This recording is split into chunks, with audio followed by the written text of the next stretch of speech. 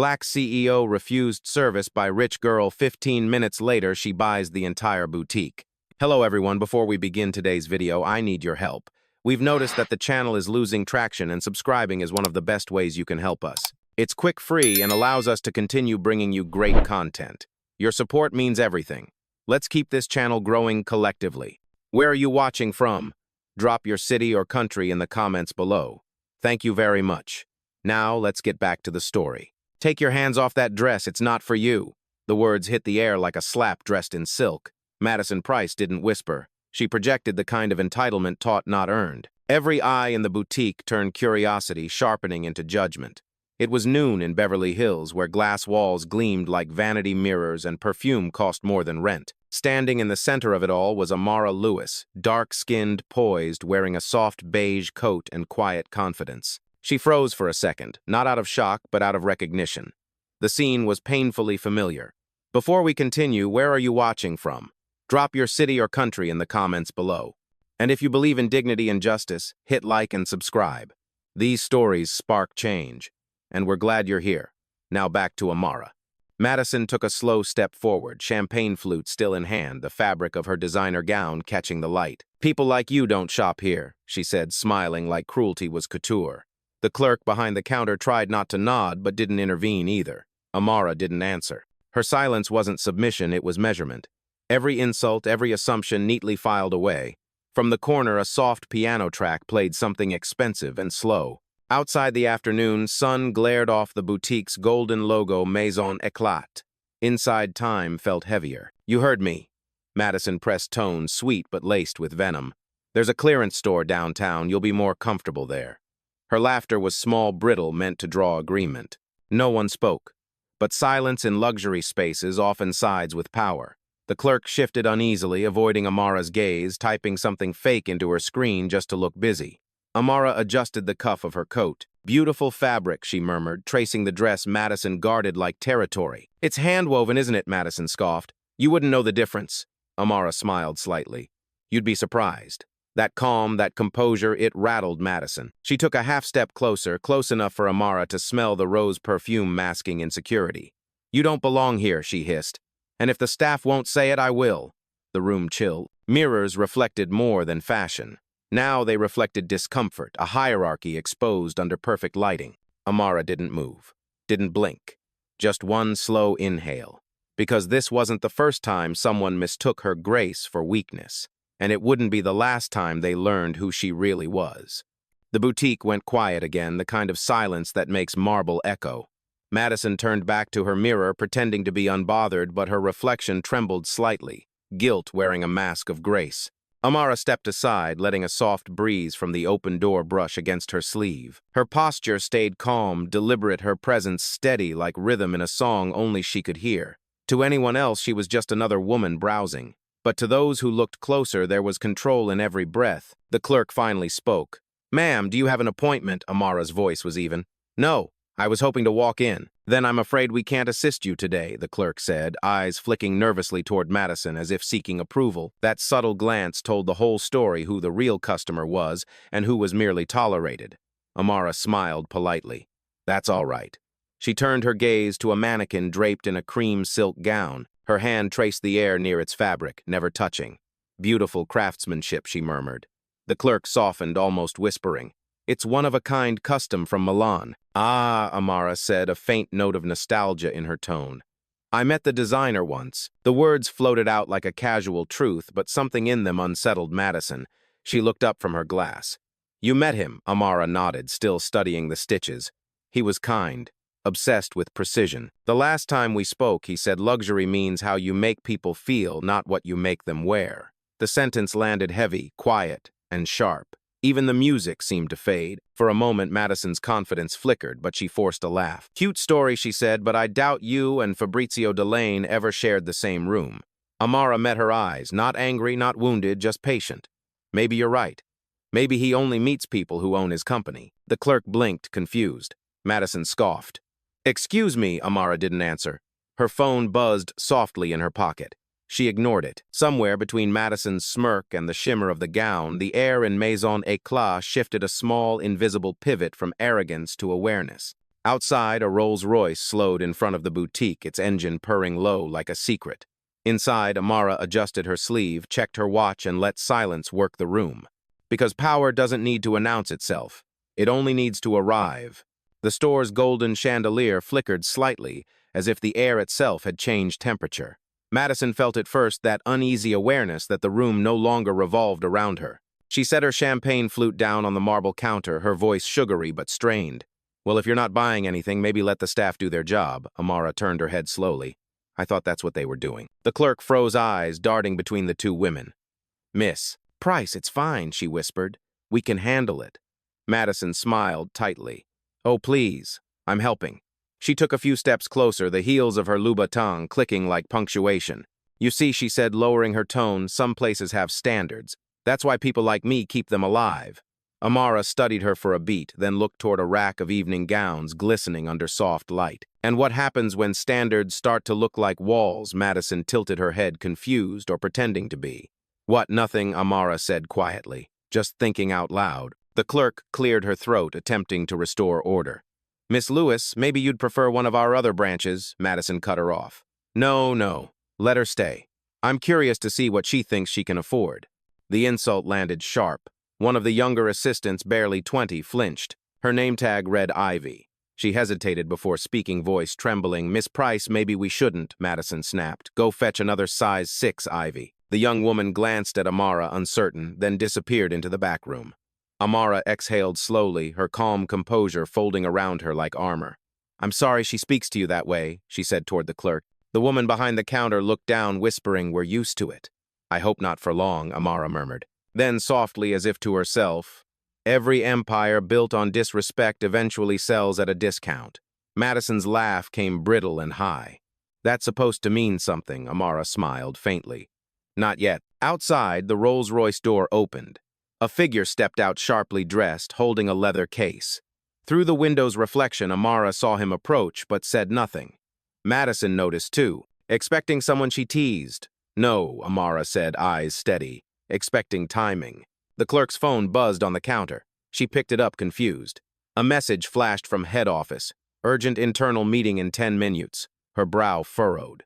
Madison noticed her confusion. "What's wrong, corporate audit?" noticed the clerk, said softly. "Strange they never announce visits like this." Amara's lips curved, subtle as a shadow. "Maybe it's a new policy." Madison rolled her eyes. "Oh, please. Like anyone from corporate would bother with this little boutique." Amara turned back to the mirror, her reflection framed in gold light. "You'd be surprised where they show up when respect runs low." And with that, silence reclaimed the room, not the polite kind, but the kind that waits before something breaks. The boutique's air smelled of perfume and quiet panic.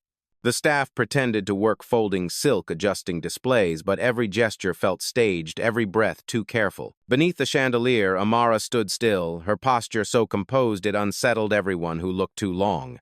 Madison perched on a velvet stool near the fitting mirror, scrolling her phone as if to reassert dominance. "You can stop staring," she said without looking up. "You're making everyone uncomfortable." Amara's tone stayed even. "I'm not the one performing." Madison's laugh was quick, brittle. "Performing, sweetheart, this is just life. You either belong in places like this or you don't." The words slipped out too easily, not from malice but habit. That made them sting even more.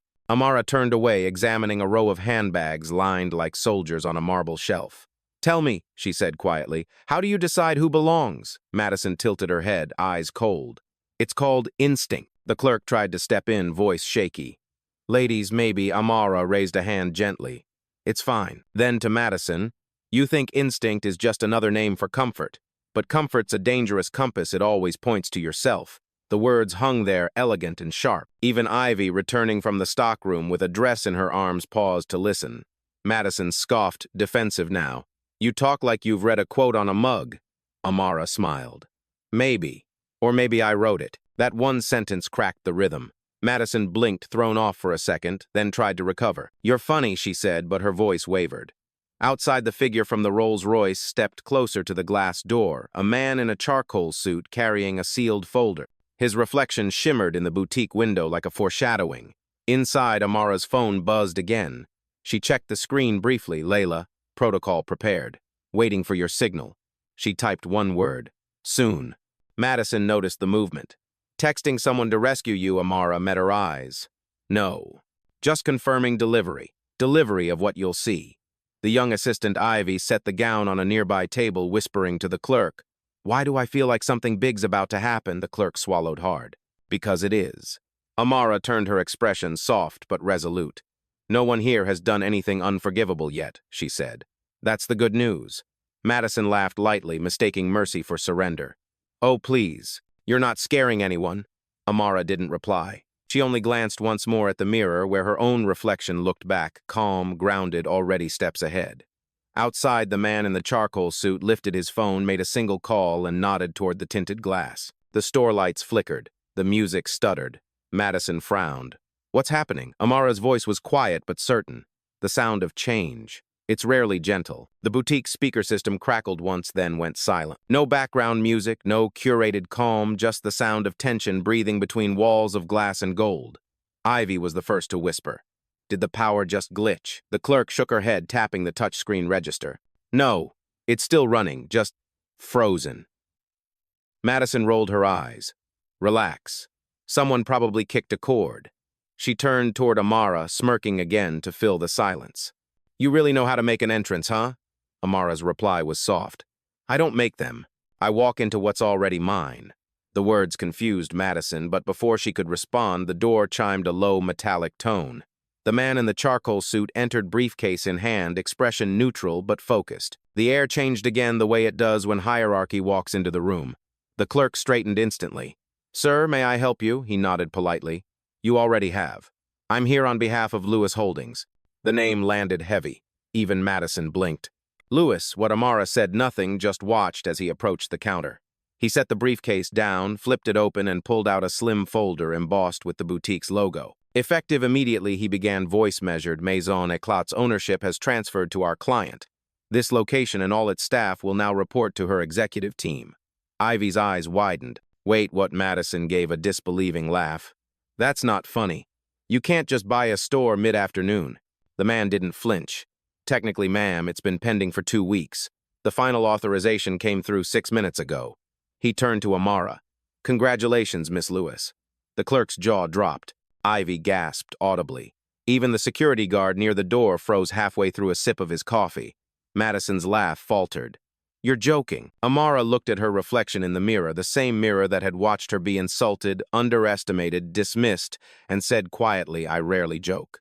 Madison stood, her voice rising. You planned this. You walked in here just to humiliate me. Amara shook her head slowly. No, Madison. You did that yourself. I just didn't interrupt. The clerk stepped forward hesitantly. Miss Lewis, what happens now? Amara's eyes softened. Now we start over. With respect. For a moment, no one spoke. The sunlight outside fractured across the glass like a slow-motion explosion. Ivy whispered almost reverently. I knew she looked familiar. Amara turned to her. Thank you for seeing what others refused to. Madison tried to laugh again, but it came out broken.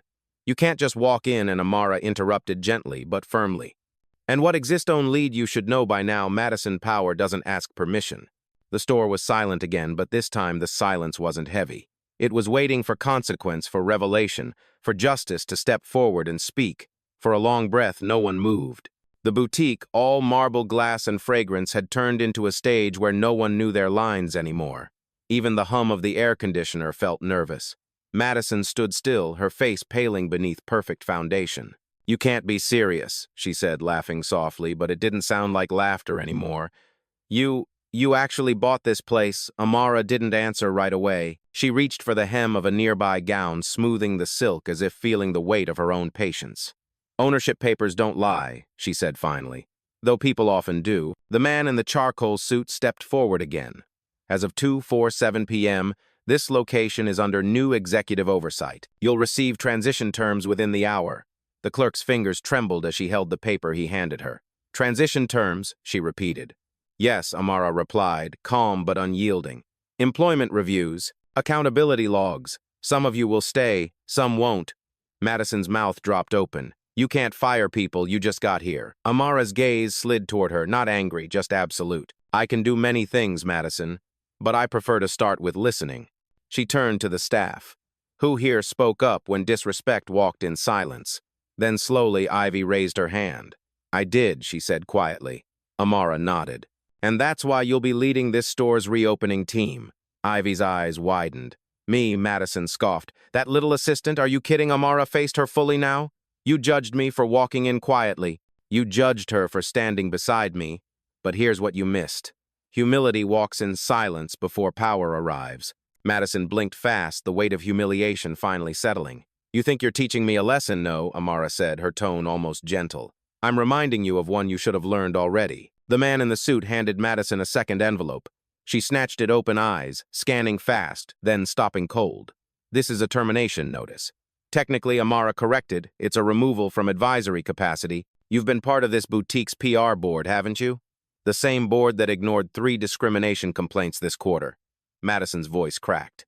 You went digging into my background. I didn't need to dig, Amara said. I own the ground. For a heartbeat, Madison had no words. She looked around the boutique, once her stage, now her mirror, showing her everything she refused to see. Amara turned to the clerk and Ivy. Start closing the registers. No more sales today. This place reopens under new values tomorrow. The clerk hesitated, then nodded slowly. As Madison's reflection fractured across the mirror's curve, Amara's voice broke the silence one last time. People think justice arrives with noise, she said softly. But sometimes it walks in wearing quiet shoes and never leaves. Madison's breathing quickened, uneven, under the soft hum of fluorescent light. The boutique, once her comfort zone, now felt smaller walls, closing in with every second she stayed. The marble floor reflected her trembling hands, manicured, shaking, trying to hold onto a world that was slipping through them like perfume vapor. You can't just humiliate me like this, she said finally, her voice cracking between anger and disbelief. In front of everyone. Amara looked at her calmly then, at the small crowd that had gathered near the doorway, a few clients who'd stayed to watch, pretending to browse, but clearly filming. I didn't humiliate you, she replied softly. You did that when you thought respect was optional. Madison blinked, stunned. You think you're some kind of saint. You don't know me. Amara stepped closer, slow, deliberate. I know enough. You walk through the world thinking class and kindness are the same thing. They're not. One is bought, the other is earned. The clerk behind the counter swallowed hard, her eyes darting toward Ivy, who still stood frozen beside the mirror. Miss Lewis, she said nervously, should we ask the customers to leave? Amara shook her head. No. Let them see how power behaves when it's questioned. Her tone wasn't cruel, it was controlled, the voice of someone who'd seen too many rooms like this. She turned back to Madison. You said I didn't belong here. Tell me, do you feel like you belong now? Madison's lip trembled. This isn't fair. Fairness, Amara said, was the dress you kept for yourself. The sentence hit like quiet thunder. Even the security guard stopped shifting his weight. Outside, the Rolls-Royce engine hummed faintly, a reminder that power had more gears than noise. Then a new sound, the soft buzz of phones recording. 2 of the customers were filming, whispering things like, "This is insane," and "She's the owner," the clerk whispered. "Ma'am, social media's already on it. Someone's streaming this." Amara nodded. Then let the truth have perfect lighting. Madison turned away, voice shaking. You planned this. You came here to make a show. Amara's eyes softened, almost sympathetic. No, Madison. I came here to buy inspiration. You handed me a mirror instead. The young assistant Ivy stepped forward suddenly. She's right, she said, her voice small but steady. You mocked her the second she walked in. You told me to do the same. Madison spun toward her. You little liar. But Amara lifted a hand. Don't, she said firmly. She's not your employee anymore. She's mine. The words fell like judgment, final and absolute. Madison's shoulders dropped. So what now? You just ruined me. Amara looked around the boutique, the clothes, the mirrors, the tension still clinging to the air. No, she said. I rebuild this place. I remove what's rotten. You just happen to be standing in it. The clerk exhaled as if releasing something she'd been holding for years. And for the first time since the confrontation began, the silence in the boutique wasn't heavy, it was clean. The boutique no longer smelled of roses and champagne. It smelled of truth, raw, metallic, undeniable. The tension that once protected Madison had dissolved into air thick with consequence. The man in the charcoal suit moved quietly beside Amara. Miss Lewis, he said, corporate HQ has confirmed full authority transfer. Would you like to initiate the verification call? Amara nodded once. Do it here. Madison's eyes widened. Verification for what? To confirm everything you just tried to deny, Amara replied evenly. The man dialed a number on speakerphone. 3 rings later, a voice answered, clear, formal, unmistakably high-ranking. "This is Director Hale Lewis Holdings. Congratulations on your acquisition, Miss Lewis. All systems show full control of the Eclat brand under your personal executive division." A wave of quiet rippled through the boutique. Even the hum of the ceiling lights seemed to pause. Madison whispered, You're that Lewis, the one on Forbes." Amara didn't respond. She didn't need to. Instead, she turned toward the clerk. "You've worked here how long?" 7 years, the woman said, barely above a whisper. 7 years, Amara repeated, and no one listened when you reported bias in staff treatment. The woman hesitated, tears catching the corner of her eyes. "They said I was overreacting." Amara nodded slowly. Noted, then to the man beside her, "Mark it. Internal audit for all filed complaints in this location." "Yes, ma'am." He started typing. Madison laughed nervously. "You're really turning this into a witch hunt?" Amara's gaze was still almost pitying. "No, I'm turning it into history, one we don't repeat." She stepped closer, lowering her voice just enough for Madison to hear. "When you told me I didn't belong, I remembered something. I was 15, standing outside a boutique just like this one. A woman told me, you can't afford to dream that high. So I built the company that decides whose name sits on the door." Madison's throat worked no sound coming out. Now Amara continued, "You have a choice. Leave quietly or stay and learn what respect looks like when it's practiced, not preached." The clerk's voice wavered. "Ma'am, should we?" "Keep working," Amara said softly. "Business resumes. No one learns if we end this in anger." Ivy exhaled relief, trembling through her voice. "You're really keeping us. I'm keeping everyone who learns," Amara replied. "That's how real reform works, not by burning it down, but by rebuilding with better hands." Madison stepped back, her voice small now. "You don't understand people like me." Amara turned to her with calm eyes. "No, Madison. I understand you perfectly. You mistake comfort for safety and privilege for power. But the first vanishes when the second walks in." Outside, the Rolls-Royce door closed, signaling the end of one chapter and the start of another. Inside, Amara's reflection in the mirror looked the same, calm, unwavering, but the entire room around her had changed. Because power once revealed doesn't shout.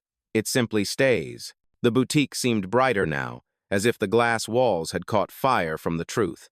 The tension that once coated the air had thinned, replaced by a strange mixture of awe and reckoning. Customers who'd lingered too long no longer pretended to shop, they simply watched phones, half-raised, afraid to blink. Amara took a slow step toward the counter, the sound of her heels crisp against the marble.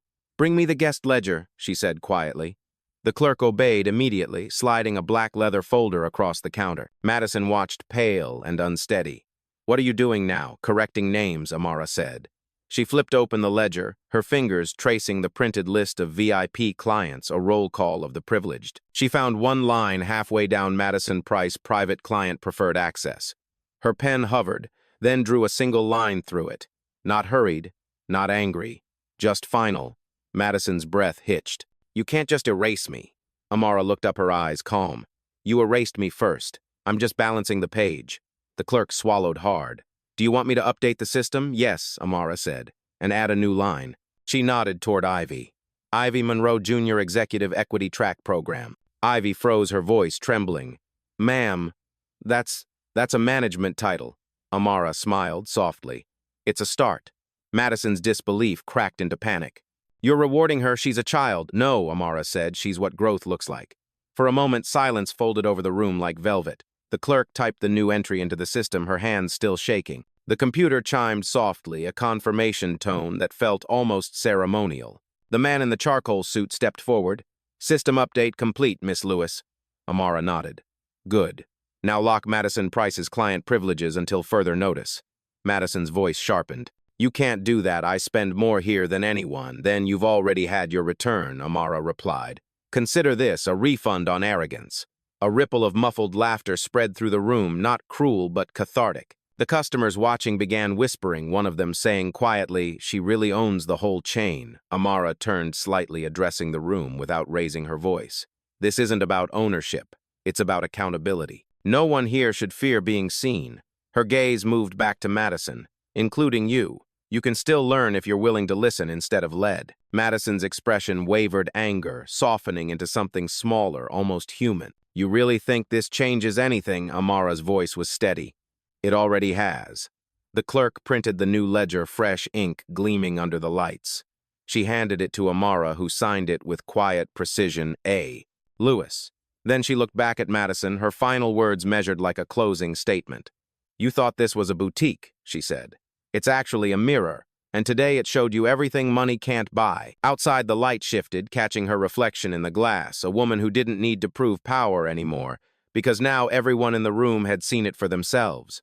For a moment, Madison didn't speak. Her reflection in the mirror was still trying to look composed, but the truth had stripped away her polish. She stood like someone waking from a long, expensive dream. "I didn't mean it," she said at last, her voice small. I didn't think." Amara cut her off gently.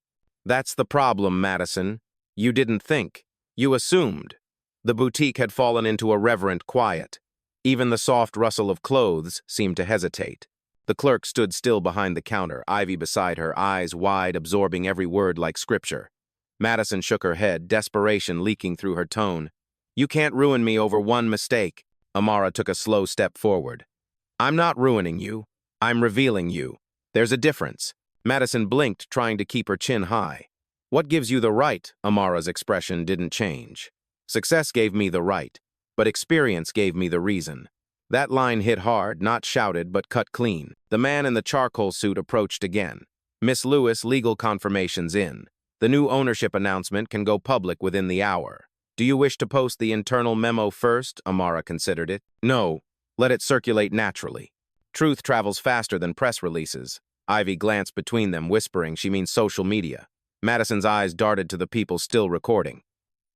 "You'll destroy my reputation." Amara looked at her with something close to mercy. "No. Your actions will. I'm just giving them context." The clerk spoke quietly, almost apologetic.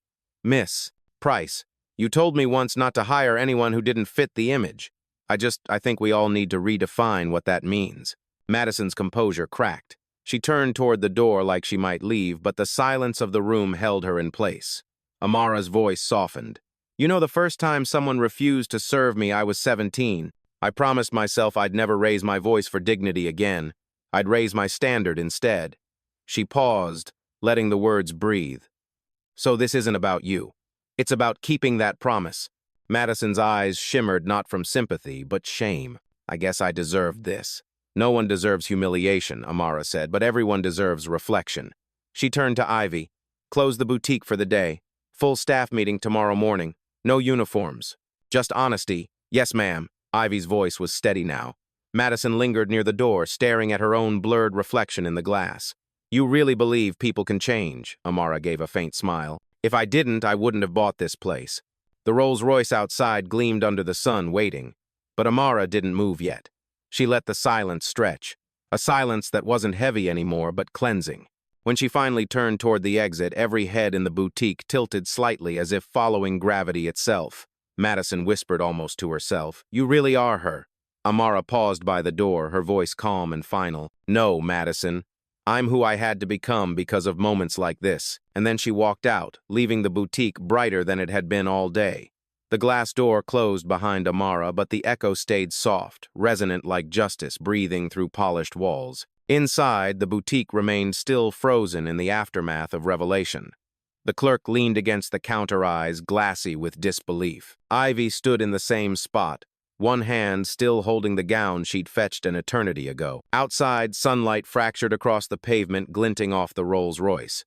Amara didn't get in immediately. She stood there for a long second, phone in hand, gaze distant, the kind of calm that follows storms, not because they're over, but because she survived all the others. The man in the charcoal suit stepped beside her. "Ma'am, transition protocols are active. HR and legal are ready to proceed." "Good," Amara said without turning. "Begin the audit. File every documented complaint, even the ones dismissed. I want names, timestamps, and patterns." He nodded. "Yes, ma'am." Through the boutique window, Madison still stood near the mirror, the same mirror she'd used to admire herself minutes ago, now reflecting a stranger. Her reflection looked back at her without the armor of arrogance stripped bare. Amara's phone buzzed. She answered. "Layla." "Yes, ma'am," came the voice of her assistant. "The press has already picked up the acquisition. Do you want to issue a statement?" "Not yet," Amara said. "Let the story speak first." Inside, Ivy turned to the clerk. "What happens now?" The clerk's voice trembled. "I think everything changes." Madison spun toward them, frustration breaking into fear. You can't replace me. My family practically funded this chain. The clerk shook her head slowly. Maybe that's the problem. Madison's throat tightened. You're all going to regret this. But even she didn't sound convinced. Then the boutique's lights flickered once more. A notification pinged on every employee tablet, new executive policy update, zero tolerance for discrimination. The headline glowed across every screen like sunlight cutting through fog. Ivy exhaled. She really did it, she whispered. She's cleaning house. Outside, Amara's reflection overlapped with Madison's through the glass. Two women, two worlds, same sunlight, but only one stood steady. Amara spoke softly into the phone. Layla, make sure Madison Price's contract termination is processed. No severance until internal review clears her conduct. Yes, ma'am. Consider it done. Amara lowered the phone, exhaling once a quiet release of something she'd been holding for years. Then she looked at the boutique sign above her maison éclat and smiled faintly. It means brilliance, she murmured. Maybe now it'll finally live up to the name. She turned back toward the car. The man in the suit opened the door, but she paused, glancing through the glass one last time.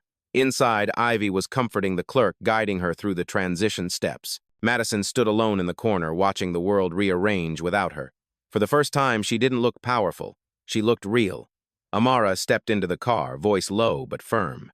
Drive. As the rolls pulled away, the boutique doors closed behind her, and with them an era ended. By the time the Rolls-Royce reached the corner, the crowd outside the boutique had grown curious onlookers, phone cameras glinting like stars. The video had already gone live. In it, Amara's voice played over the marble silence. Power doesn't ask permission. Inside the car, she watched the city drift past the golden haze of Beverly Hills, the billboards preaching perfection, the same streets where she used to window shop dreams she couldn't afford. She exhaled, slow and steady. Her assistant's voice came through the speaker. Ma'am, social media's flooded. Number Maison Éclat is trending in 15 countries.